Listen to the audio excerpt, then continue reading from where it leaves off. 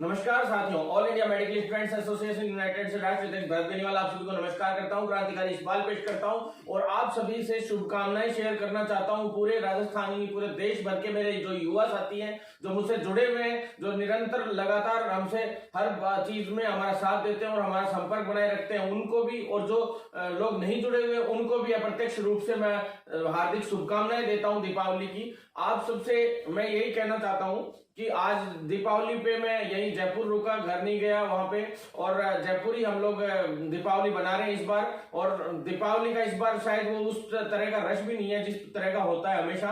Covid ने यूं मान लीजिए कि दीपावली काफी लोगों की डाउन कर दी, क्योंकि बिजनेस और जो बेरोजगारी की जो हालात हैं, बिजनेस के खराब हालात हैं हर जगह पे, मतलब 40 से 45% बेरोजगारी दर बढ़ गई है। बहुत बुरी हालात है पूरे देश के फिलहाल इस कोविड की वजह से। तो साथियों, मैं आप सबसे ये कहना चाहता हूं कि ज्यादा से ज्यादा लोग हम लोग अगले महीने से एक नई चीज शुरू करने जा रहे हैं, जिसमें एक रोजगार मेले के रूप में हर महीने हम लोग अलग अलग जगहों पे रोजगार मेले लगवाना शुरू कर रहे हैं। अलग अलग जो कंपनियां हैं, हॉस्पिटल्स हैं जैसे, तो अलग अलग जगह पे जहां जहां जिन जिन लोगों को हम रोजगार दिला सकते हैं, उसके लिए हमने एक नई कैंपेन शुरू की है। तो आप सबसे मैं निवेदन करना चाहता हूं कि आप सभी हमसे जुड़े ज्यादा से ज्यादा लोग, और जो बेरोजगार हैं, जिनके हालात वास्तव में खराब हैं, जिनके घरेलू हालात खराब हैं, बहुत ही गरीबी से जूझ रहे हैं इस बुरे हालात में, तो उनके लिए हम प्रयास करेंगे कि कोई ना कोई उनके लिए रोजगार की व्यवस्था करवाने का प्रयास करेंगे ज्यादा से ज्यादा। बाकी मैं आप लोगों से ये कहना चाहता हूं कि आप स्वयं भी आत्मनिर्भर बनने की प्रयास करें, क्योंकि आज की तारीख में जैसे अदर कंट्रीज है, सारी कंट्रीज में, चाइना ले लो या अदर कंट्रीज ले लो, जो सभी लोग खुद का पर्सनल काम करते हैं और आत्मनिर्भर बन के काम कर रहे हैं देश के लिए। किसी को सरकारी नौकरियों ही नहीं अकेली कि भी सरकारी नौकरियां ही मिले सभी को।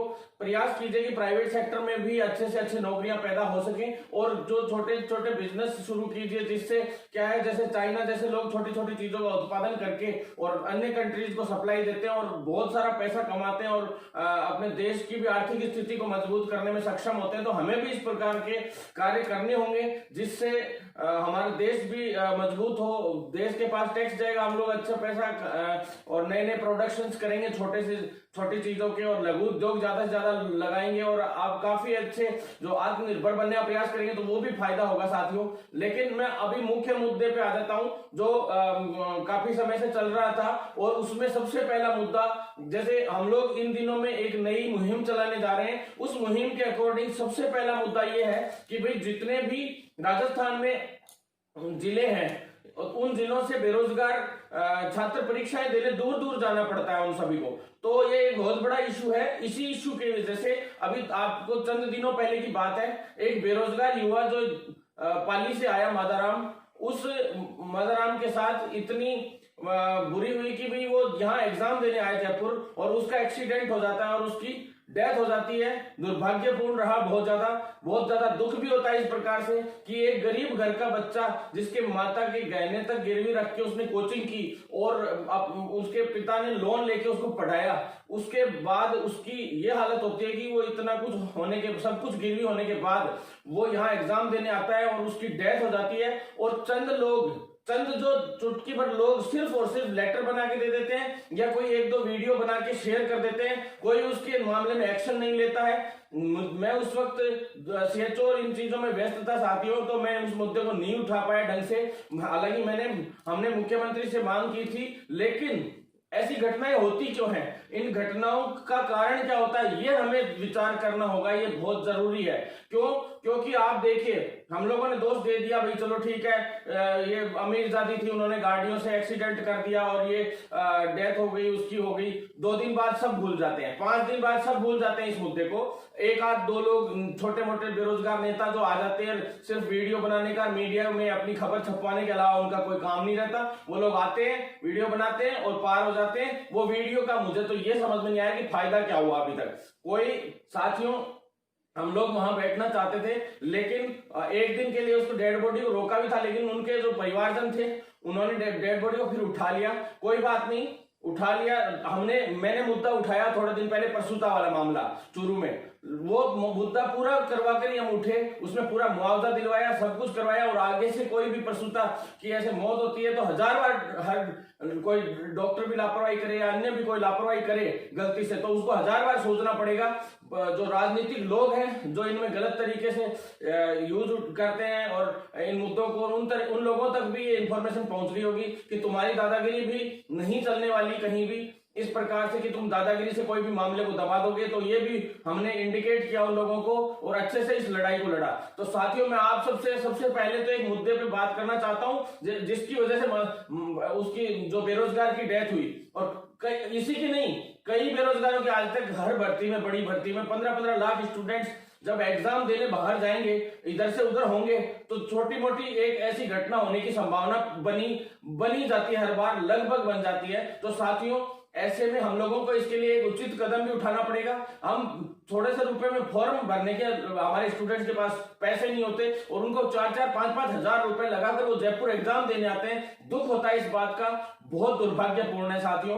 तो ऐसे इसलिए मैंने सीएचओ की भर्ती में जो एग्जाम सेंटर्स थे वो आसपास के जिलों में ही करवाए। हमने संभागीय स्तर पर उस परीक्षा को करवाया, जिससे इस कोरोना की इस महाकाल में, इस संक्रमित काल में, संक्रमण से बीमारी फैल रही है ज्यादा से ज्यादा। और इसमें एक बस पे मैंने देखा, छत पे, सिर्फ अकेली छत पे 40-40, 50-50 युवा बैठे थे और दूर दूर का टूर कर रहे थे। तो वो संक्रमित नहीं होंगे तो क्या होंगे? मतलब हम लोगों ने बोला सरकार से कि आप परीक्षा करवाइए, लेकिन हमने ऐसे परीक्षा कराने के लिए भी नहीं बोला था उस भर्ती के लिए, कांस्टेबल भर्ती के लिए, कि भाई आप लोग इस प्रकार से व्यवस्थाएं रखेंगे। कोई व्यवस्था नहीं, कोई मतलब ज्यादातर लोगों में सोशल डिस्टेंसिंग नहीं, कुछ नहीं।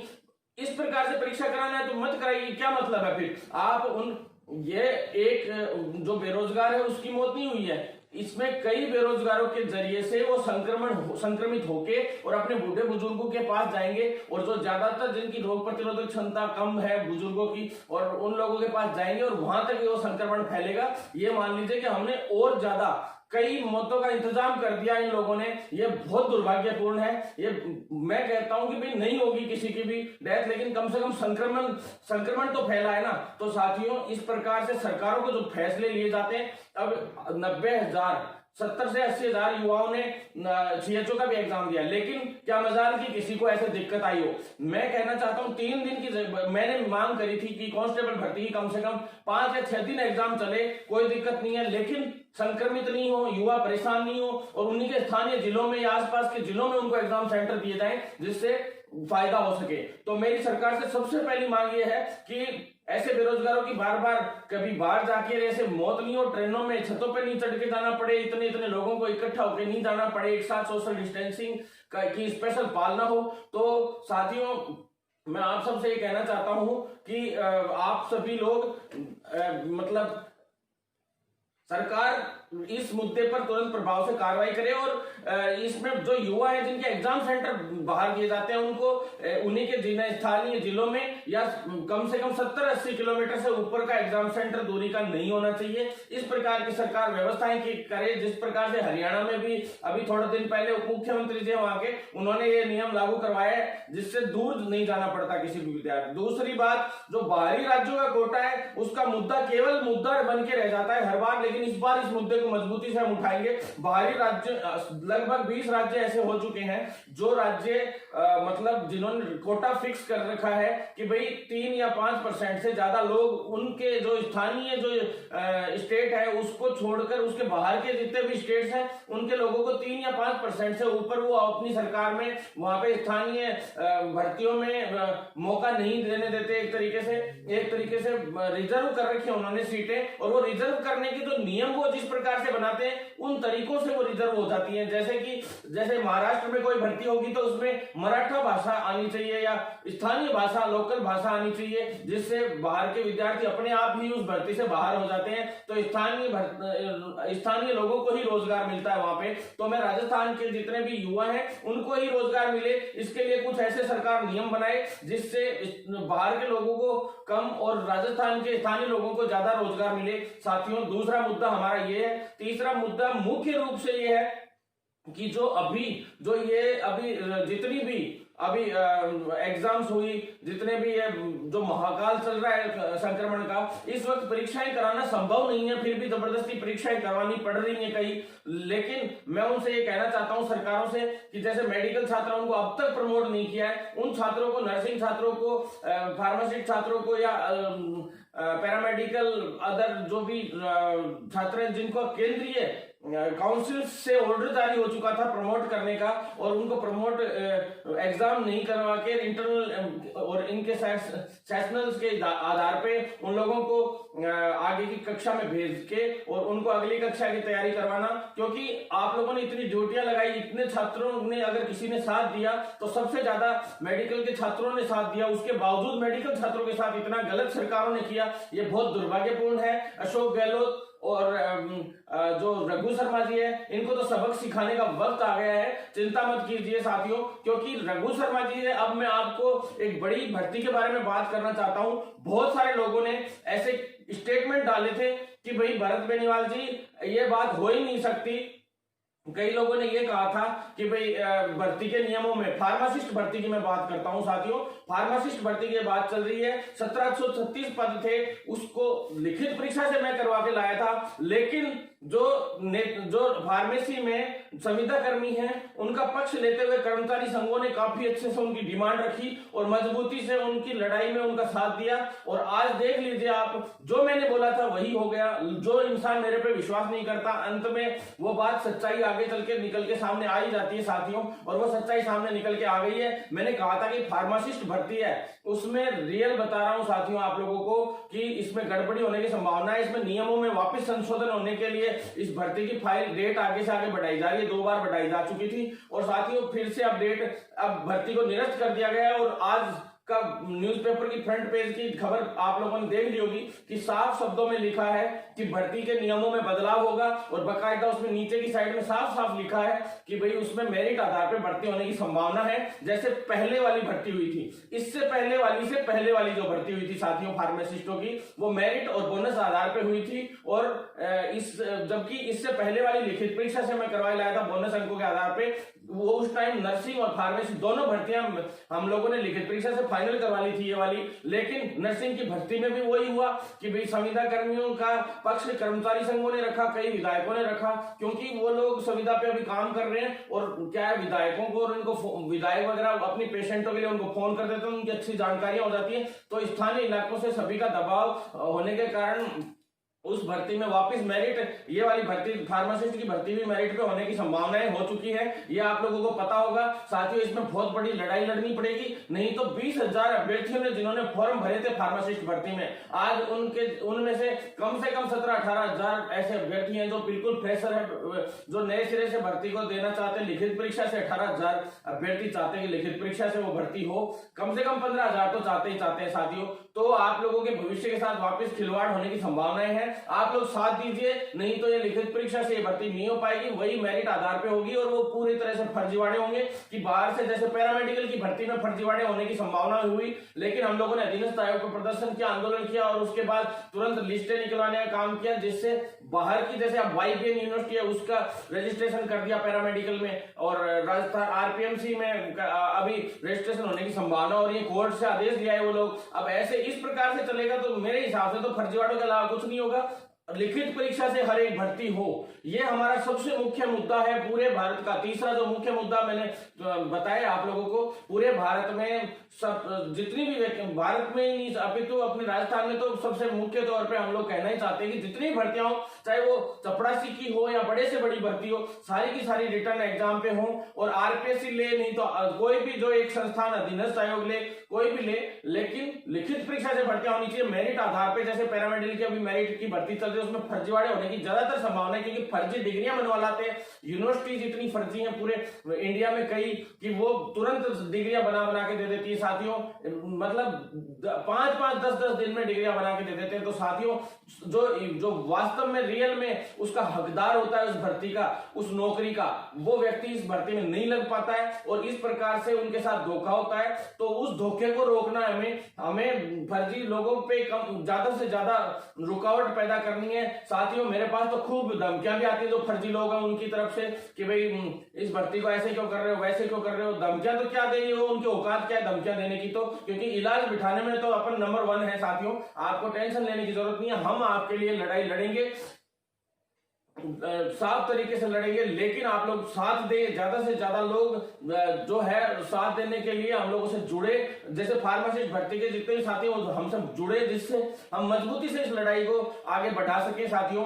और इस फार्मासिस्ट भर्ती को लिखित परीक्षा से कराने की कोशिश करें। इसमें यह भी लिखा हुआ है कि 1736 से ज्यादा पद बढ़ेंगे। साथियों मैं आप लोगों को यह कह देना चाहता हूं कि इसमें इसलिए पद बढ़ाए जा रहे हैं ताकि संविदा कर्मी जो संविदा पे लगे हुए हैं उनको मेरिट और बोनस मिलने के बाद क्या उनमें कुछ एक गिने चुने फ्रेशरों का नंबर आ जाता है, तो संविदा कर्मी पूरे के पूरे परमानेंट नहीं हो पाएंगे।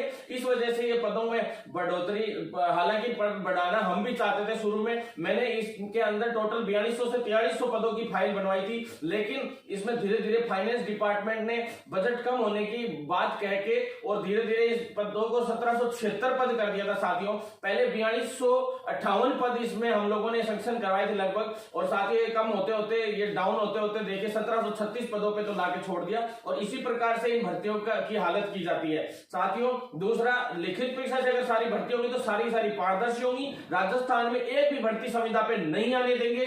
अब चाहे कुछ भी हो जाए, यूटीपी हो चाहे पीपीपी मोड हो या अन्य हो, सारी की सारी भर्तियों के खिलाफ हमारी चौथी मांग ये है कि कोई भी तरीके से, किसी भी तरीके से कोई संविदा पे भर्ती नहीं होने देंगे। जो भर्ती होगी वो स्थायी रूप से होगी। राजस्थान में जितनी भी वैकेंसी है वो स्थायी रूप से होंगी। इसी के लिए हम आंदोलन कर रहे हैं, शुरू कर रहे हैं अब। और जितनी भर्तियां होंगी पारदर्शिता से होंगी। कार्मिक विभाग से भी हम जल्द से जल्द इनके लिए एक नियम तैयार करवाएंगे सभी भर्तियों के लिए। जब केंद्र की सरकार एक भर्ती एक परीक्षा करा सकती, सारी भर्तियां एक परीक्षा करा सकती है एक तरीके से, तो हमारे राजस्थान में सारी भर्तियों के लिए एक अलग अलग परीक्षा बार बार करवाते हैं, तो उसमें लिखित परीक्षा से ही क्यों नहीं करवाते। किसी के कुछ नियम बदल दिए, किसी के कुछ नियम बदल दिए, किसी में किसी को आप परमानेंट करना चाहते हो, किसी में किसी को फायदा देना चाहते हो। इन सरकारों का समझ में नहीं आता ये किसको तो फायदा देना चाहती है। ज्यादातर लोग जो इन लोगों से जुड़े हुए लोग होते हैं उनको फायदा देने के लिए हर भर्ती में बदलाव करते हैं। और ऐसी सरकारों के खिलाफ हम एक बड़ी जंग छेड़ेंगे, चाहे केंद्र सरकार हो चाहे राज्य सरकार हो। राजस्थान की राज्य सरकार जो है उसमें चिकित्सा मंत्री माननीय रघु शर्मा जी से मैं ये कहना चाहता हूं कि अब केकड़ी में अब आपका नंबर है और अजमेर में आपका नंबर है, जो स्थानीय आपका इलाका है उसमें आपके खिलाफ जबरदस्त तरीके से हम आंदोलन शुरू करेंगे। केकड़ी के जितने भी साथी हैं वो मेरे पास मैसेज करें, अजमेर के जितने साथी हैं वो मेरे पास मैसेज करें, अजमेर लिख के अपने नाम के आगे, और वो कौन से प्रोफेशन से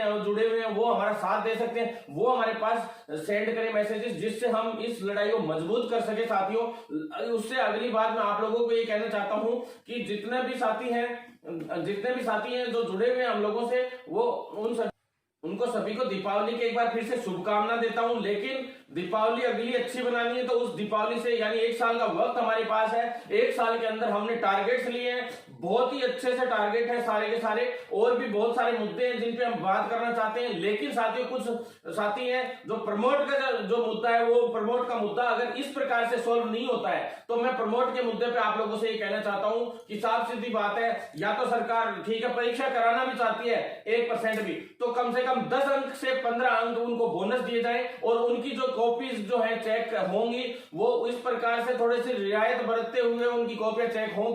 क्योंकि ढिलाई बरतते हुए, क्योंकि जो उन छात्रों के साथ हुआ है 8-8 महीने तक कोई क्लास नहीं चली है, उसके बावजूद सरकारों ने परीक्षाएं करवाई हैं। उनका सिलेबस कम करना चाहिए सरकार को। पहले जो सिलेबस था उसका 50% सिलेबस पे एग्जाम हो, और ऑब्जेक्टिव टाइप उसमें क्वेश्चंस आए, और दूसरा सारे के सारे क्वेश्चंस ऑब्जेक्टिव टाइप रख दिए जाए, या इस प्रकार से हो कि ऑनलाइन जो घर पे बैठ के वो लोग एग्जाम दे सके, क्योंकि संक्रमण का बहुत ज्यादा खतरा है। दिनों दिन मरीज इतने भयंकर बढ़ते जा रहे हैं। कल के फ्रंट पेज की यही खबर थी सबसे बड़ी, जितने भी न्यूज़पेपर्स हैं उनकी, कि भाई बहुत ज्यादा ये संक्रमण अलग तरह से फैल रहा है अभी फिलहाल, और बहुत धीरे धीरे 30-40 दिन के अंदर धीरे धीरे ये फैलता है और पता भी नहीं चलता, और अचानक से इसमें अटैक वगैरह आने के चांसेस रहते हैं। और बहुत ज्यादा परेशानी वाला जो अभी चल रहा है कोरोना महाकाल, इसके अंदर छात्रों के साथ कुछ गलत नहीं हो, उन छात्रों की वजह से उनके घर वाले संक्रमित नहीं हो, कल को चलो युवा है तो वो तो फिर भी बीमारी से लड़ लेते हैं, लेकिन उनके बुजुर्ग हैं उनसे जो जाके मिलेंगे वो लोग, तो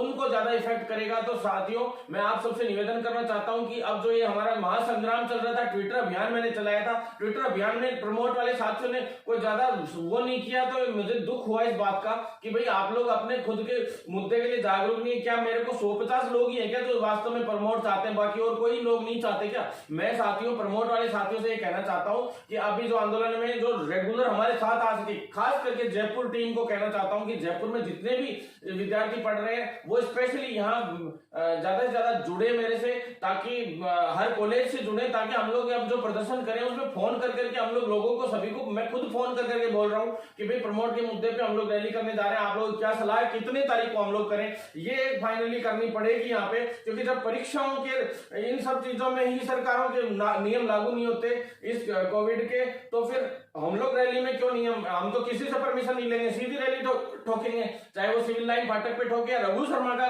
घेराव हमें अभी करना पड़ेगा, क्योंकि वो बिहार चुनाव में गायब हो गए थे। 11 तारीख को हमारा घेराव करने का प्लान था, लेकिन 11 को रघु शर्मा जो चिकित्सा मंत्री है वो माननीय साहब, राजस्थान में तो सरकार उनसे संभल नहीं रही है और वो वहां पे बिहार में सरकार बनाने गए हैं, तो ये बहुत बड़ी दुर्भाग्यपूर्ण बात है। तो उन मंत्री जी को हम सबक सिखाएंगे तभी ये काम होगा साथियों, और उनको केकड़ी में उनके प्रत्याशी जितने भी कांग्रेस के अभी जिला परिषद सदस्य और पंचायत समिति सदस्य खड़े हुए हैं उनको हम चुनाव हरा देंगे। अगर हमारे मुद्दों पे काम नहीं किया, हम लोग उनसे लास्ट बार मिलेंगे अभी, उस चुनाव से पहले मैं आप लोगों को वीडियो भी जारी करूंगा और स्थानीय उनके क्षेत्र में जाकर उनकी कांग्रेस के प्रत्याशियों के खिलाफ मैं प्रचार करूंगा। अगर मुझे किसी भी हद तक जाना पड़ा मेरे साथियों के लिए लड़ने के लिए, तो मैं उस हद तक जाऊंगा। रघु शर्मा जी आप सुन लीजिए, मेरे सभी साथी जितने चिकित्सा विभाग में पीड़ित है, चाहे वो किसी भी भर्ती से रिलेटेड हो, अब सीएचओ की भर्ती की बात करते हैं साथियों, सीएचओ की भर्ती में कई लोग कह रहे हैं पेपर लीक हो गया, पेपर लीक हो गया। साथियों मेरे पास तो अब तक कोई पुख्ता सबूत इस चीज का आया नहीं है, एक भी बंदे से मेरे पास नहीं आया, जबकि ज्यादातर लोग यही कह रहे हैं कि भाई साहब बहुत फेयर काम हुआ है, बहुत बढ़िया काम हुआ है। लेकिन साथियों देखिए, कोई भी भर्ती हो, राजस्थान की नहीं पूरे इंडिया की मैं कह रहा हूं, चुटपुट एग्जाम सेंटरों पे उल्टी सीधी घटनाओं के अलावा लगभग ये भर्ती मेरे हिसाब से फेयर हुई है। फिर भी किसी के पास कोई सबूत है और किसी एग्जाम सेंटर पे कोई गड़बड़ी हुई है कि भाई ऐसे ऐसे चीटिंग हो रही थी, ये हो रही थी, और उसका कोई प्रूफ है अपने पास, है कुछ ऐसी चीजें अपन सरकार को पेश कर सके, एसीबी को पेश कर सके, एसओजी को पेश कर सके, तो साथियों मैं आपका बड़ा भाई भरत बेनीवाल, छोटा भाई मान लो, बड़ा भाई मान लो, कुछ भी मान लो, सारे साथियों से मैं इतना कहना चाहता हूं कि भाई मैं आप सबके साथ हूं, हर तरीके से इसके लिए लड़ाई लड़ूंगा, लेकिन आप लोगों को साथ बनाए रखना होगा। ज्यादा से ज्यादा लोग अभी ट्विटर अभियान चलाएंगे हम लोग, तो ट्विटर पे भी फॉलो करें और ज्यादा से ज्यादा लोग यूट्यूब पे भी जो जुड़े, जिससे हम लोग इन भर्तियों में जो हो रही उल्टी सीधी चीजें हो, चाहे नई भर्तियां निकलवाने की बात हो, अब हमारा अगला टारगेट है कि सीएचओ की एक बड़ी भर्ती और निकलवा के लाऊंगा मैं फरवरी से पहले साथियों मेरा साथ दीजिए आप। केंद्र सरकार पे अब हमला शुरू होगा। दूसरी बात मैं आप लोगों से कहना चाहता हूं कि जो नर्सिंग की जितनी भर्तियां हैं, सेकंड ग्रेड स्टाफ नर्स की, उसके लिए हम लोग आंदोलन करेंगे। जो नर्सिंग ऑफिसर पदनाम है वो अब तक कर्मचारी नेताओं से सिर्फ एक पदनाम चेंज नहीं हो पाया। ऐसे कर्मचारी नेताओं को मैं कहता हूं कि इनको बंद कर दो, इनसे बात करना भी छोड़ दो। मैं कह रहा हूं कुछ नहीं कर सकते अपनी जिंदगी में, इनका बिल्कुल बहिष्कार कर दो साथियों। मैं तो ये कहना चाहता हूं, क्योंकि उन्होंने हमारा तो कभी साथ दिया नहीं। मैं तो इतना जानता हूं, जब भी बेरोजगारों ने अपनी मांगे उठाई तो हमने लिखित परीक्षा की मांग की, तो उन लोगों ने मेरिट की मांग की, उन लोगों ने मेरिट बेस पे भर्तियां कराने की मांग की। साथियों हमेशा इन्होंने खिलाफ में, जो गलत करेगा उसके खिलाफ हम जाएंगे, खुल के जाएंगे, कोई दिक्कत नहीं, हमें किसी से डर नहीं लगता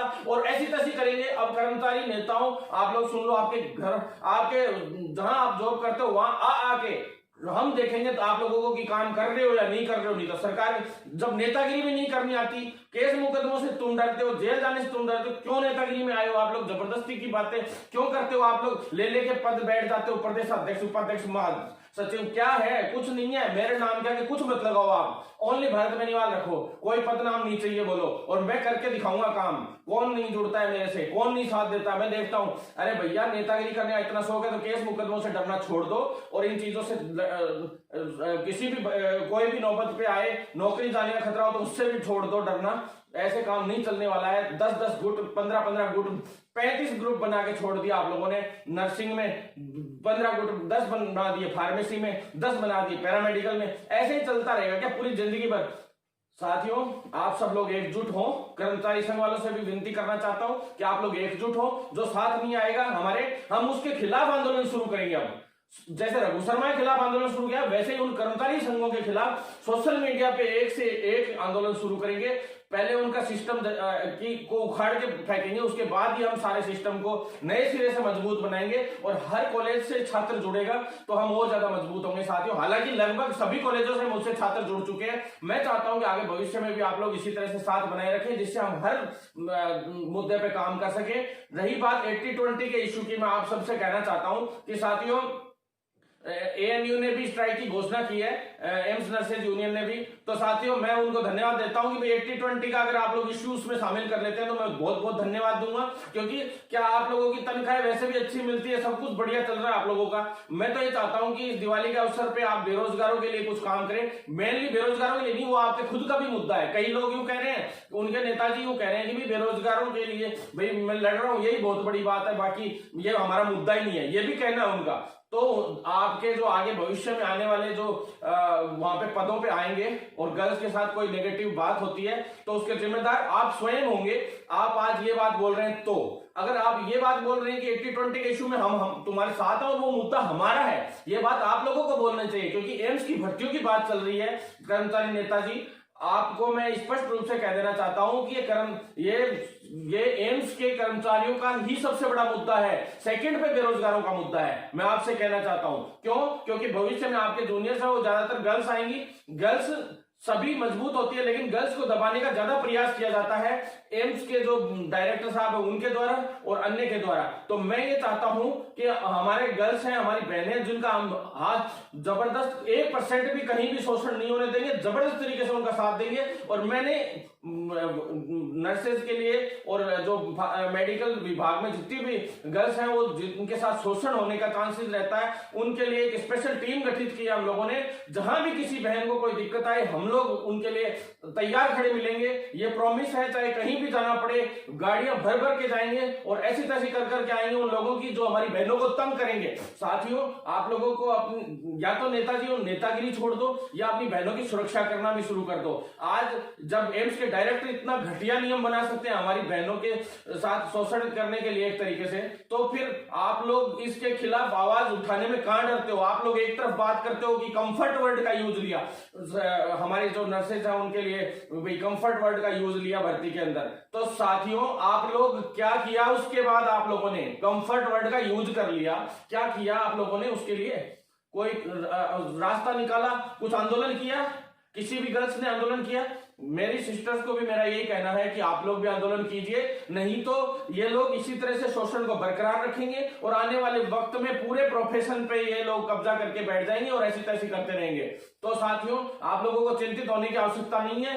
अब प्रमोट का मुद्दा, 80-20 का मुद्दा और जो ये एग्जाम सेंटरों का ये सिस्टम है, इनका मुद्दा, और साथियों अन्य जो भर्तियां हैं जैसे रीट की भर्ती भी अब बहुत जल्द आप लोगों तक पहुंच जाएगी। जो बेरोजगार साथी हैं उनके लिए भी मैं कहना चाहता हूं कि तैयारी करना शुरू कर दें जोरदार तरीके से। बहुत जल्द डेट डाल दी जाएगी रीट की भर्ती की।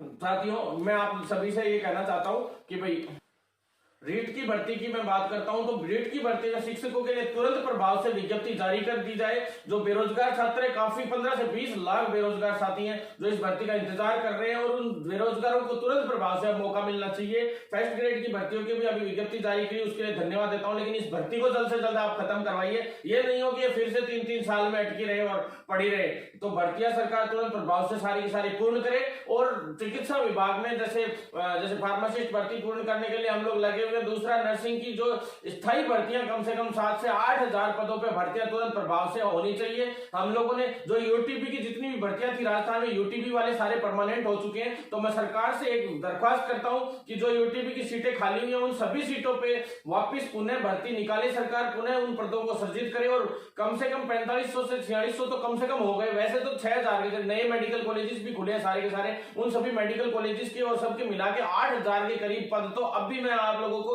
रिक्त पदों की संख्या दे सकता हूं जो बिल्कुल सृजित करके और कल की तारीख में सरकार भर्ती निकाल सकती है। और बहुत ज्यादा वहां पे नर्सेज की जरूरत भी है, फार्मासिस्टों की भी जरूरत है और जो अदर जैसे पैरामेडिकल है तो उनकी भी बहुत कम, ऊंट के मुंह में जीरे के बराबर भर्तियां थी। जो ये पुरानी फाइल थी जो हम करवा के लाए थे, जो पहले एक तरीके से बैकलॉग रह गया था, वो भी भर्तियां ड्यू पड़ी थी और उनको जोड़ जाड़ के पैरामेडिकल की भर्तियां निकाली गई थी। तो सरकार तुरंत प्रभाव से सारी भर्तियां पुनः एक बार फिर से निकाले और रिक्त पदों को सभी को भरे, सृजित करते हुए होंगे और सारी की सारी भर्तियां लिखित परीक्षा से आरपीएससी या अधीनस्थ आयोग द्वारा निकाली जाए, जिससे पारदर्शिता रहे भर्ती में और जो फ्रेशर्स है उनको भी मौका मिल सके। क्या केवल यही आप लोगों का सिस्टम नहीं चलता रहे कि आप नरेगा के बराबर पेमेंट देकर उनको संविदा के रूप में शोषण करके उन कर्मचारियों का और उनको बाद में 10 साल बाद आप 5-7 साल बाद परमानेंट करते हो, ये दुर्भाग्यपूर्ण है। एएनएम की भी भर्तियां काफी खाली पड़ी है, एएनएम की भी भर्तियां आनी चाहिए जल्द से जल्द। मेडिकल विभाग की सारी भर्तियों पे हम लोग इतने दिन से लड़ाई लड़ रहे हैं और सारे के सारे मामलों में हम काम करेंगे।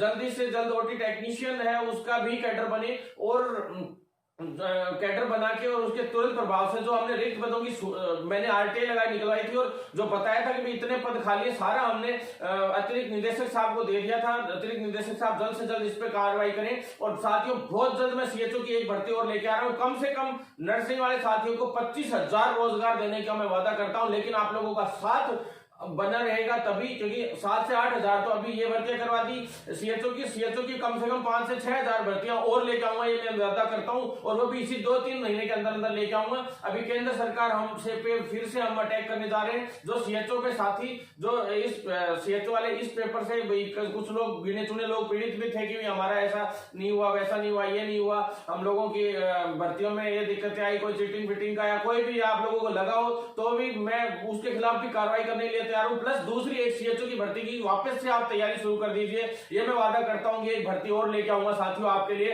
इसी 2 से 3 माह के अंदर अंदर एक भर्ती और करवाऊंगा और 1 जुलाई से सीएचओ का बैच शुरू करवा दूंगा साथियों। प्रमोट वाले साथियों को बिल्कुल चिंतित होने की आवश्यकता नहीं है। आज दीपावली पर स्पष्ट रूप से आपसे वादा करता हूं कि किसी भी हाल में इसमें ऐसे प्रमोट नहीं हुए तो वैसे प्रमोट होंगे। वैसे प्रमोट का मतलब कि इसमें बोनस अंक दिलवाएंगे या जो भी सिलेबस कम करवाएंगे या किसी भी तरीके से कोई भी इसमें अच्छे से कोई नियम लागू करवा के और इस पूरे मामले को सुलझाएंगे, ताकि जब इंडियन नर्सिंग काउंसिल और इतनी दूर दूर से हम लोग फार्मेसी काउंसिल ऑफ इंडिया से इतनी लड़ाइयां लड़के जब ये काम करवा के लाए, इतनी मेहनत की है, तो इसको कम से कम पूरा तो हम हर हाल में करेंगे साथियों। चाहे कोई चिकित्सा मंत्री हो, चाहे कोई भी आ जाए मुख्यमंत्री, हम हर हाल में इस मुद्दे में जीत कर रहेंगे। आप लोगों से निवेदन करता हूं कि सभी साथी ज्यादा से ज्यादा इस वीडियो को शेयर करें ताकि हर एक व्यक्ति तक ये बातें पहुंच सके और हम लोग इस आंदोलन को मजबूत कर सके, ज्यादा से ज्यादा लोग जुड़ सके और हर मुद्दे पे हम लोग मजबूती से इन सरकारों के खिलाफ खड़े रहें और लड़ाई लड़ते हुए इन पूरी भर्तियों को करवाएं, प्लस प्रमोट का मुद्दा सोल्व करवाएं, प्लस अन्य बेरोजगारों के मुद्दे सभी सोल्व करवाएं साथियों।